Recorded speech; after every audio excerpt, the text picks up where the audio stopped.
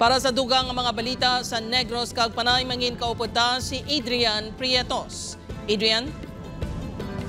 Yes, Jert, mga kapuso, madamong inyong salamat. Mga emergency responder naman sa Bacolod City, nakahanda na samtang 31 ka LGU sa probinsya sa Negros Occidental. Lakip ang Bacolod City nag-suspend sang face-to-face classes tubtob buwas November 4. Yaring balita ang atong gintutukan. Masako na sa pagpanghanda ang Bacolod City Disaster Risk Reduction and Management Office sa Barangay Takuling sa mahimo respondihan sa tion sa emerhensya. Dirig monitoring center sa Kapulisan, Coast Guard, BFP kag rescue groups. Ginabanta, 20 to 30% sa populasyon sa syudad ang posible maapektuhan sang bagyo. We are always prepared for the worst case scenario. So most probably, especially those who are in the coastal areas, will be greatly affected. Around Barangay Banago, 1, 2, 3, Singkang, and Sumag, and then Pahanukoy area.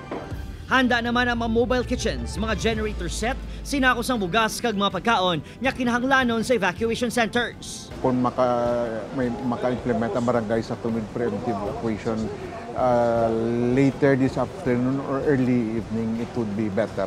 Nung tawagan ta naman ang DepEd, tanan ng mga evacuate ang mga schools, no, which will be utilized as evacuation centers. Prepared naman ang aton nga water tanker, which is amo ni ang naga-provide man sang clean water in case nga may mga lugar nga wala sang tubig. And also ang aton nga food truck, ang aton nga mobile kitchen nga ready man mag-provide sang hot meals. Ang mga residente sang Purok Carvic sa Barangay Mandalagan nga masami tagahawak ang baha, handa na magbakwit. Obligasyon gid namon nga atin luag kay kun isarib naton sa mga sa manubo nga istorya, madugay pa sila mag-abot, unless mag-abot sila baha na di nga dalom na. Nang ala no ron mo sa nga daan. Red alert man ang PDRRMO.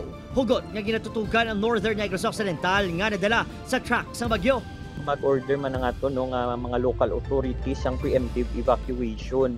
Tumanon din natin. Ang aton din nga forecasted din nga heavily impacted area is Northern Negros Occidental and mayara man Central Negros.